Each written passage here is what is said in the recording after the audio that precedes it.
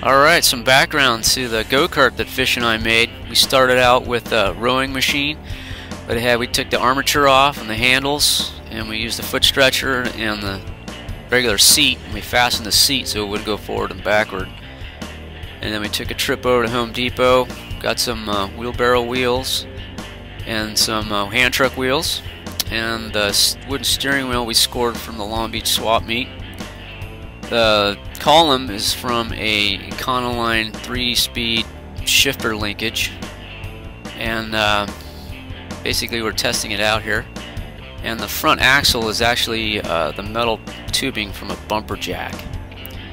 And the basis for this whole project was our involvement with the Orange County Interesting Car Club, which was founded by a couple of guys in the Industrial Design Department over at Cal State Long Beach.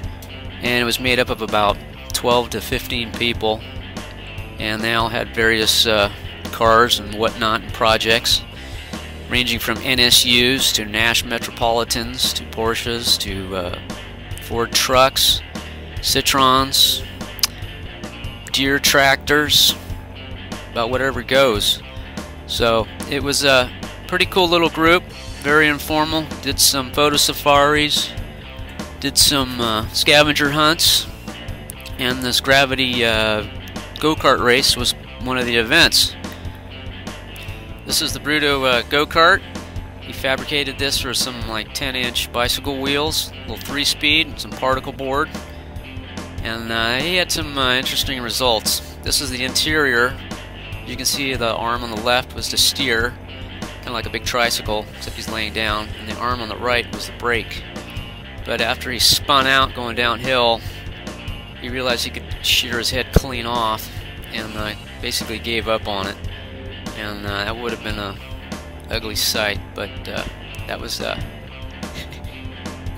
his entrance into the go-kart. This next car was the Horde Brothers. They showed up in a Citron, had this thing bolted to the top, freaked everybody out. I believe it was a 2-man. And obviously has like some 12 to 14-inch wheels. I don't remember how they finished, but they definitely did very well on the downhill.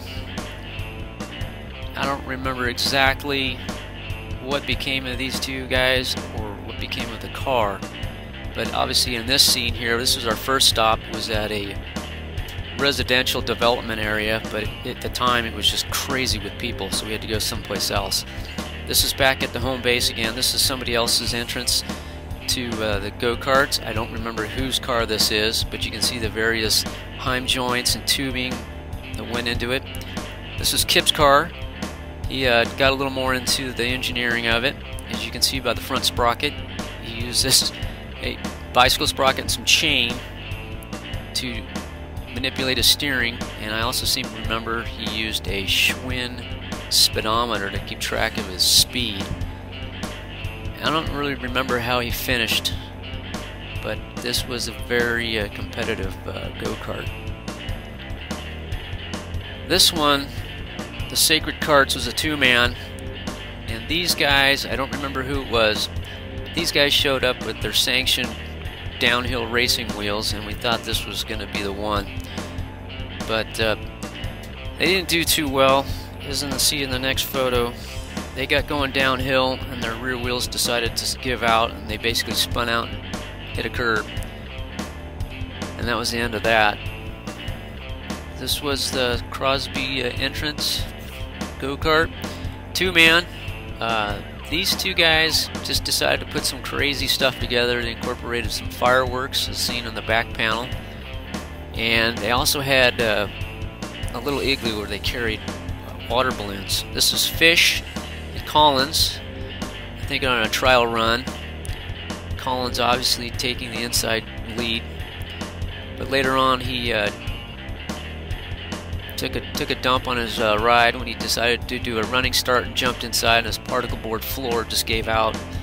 He didn't get very far after that. This is me in my Malibu Grand Prix work shirt, and Mr. Fish doing the live camera action. This is Mr. Fish going down around a curve. That's me again, our 32 Roadster.